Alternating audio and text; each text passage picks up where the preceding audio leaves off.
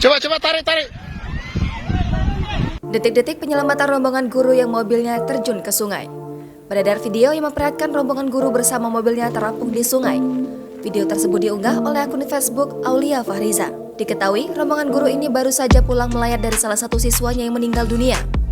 Mobil rombongan guru SMP Negeri 1 Noling ini terjun ke sungai terjadi pada hari Senin siang hari pukul 12.30 waktu Indonesia Tengah di Bandungan Noling, Kecamatan Bupon, Kabupaten Luwu, Sulawesi Selatan. Sopir mobil tersebut berusaha menghindari lubang saat berpapasan dengan mobil lain di jalan yang sempit. Namun karena terlalu mepet, mobil itu malah terjun ke sungai dengan membawa 7 penumpang. Beruntungnya, tak ada korban jiwa pada kejadian tersebut. Terlihat para warga langsung membantu proses evakuasi rombongan guru tersebut. Satu persatu, rombongan guru itu berhasil diselamatkan. Berdasarkan deskripsi unggahan, mobil tersebut berhasil dievakuasi dari sungai menggunakan alat berat. Coba.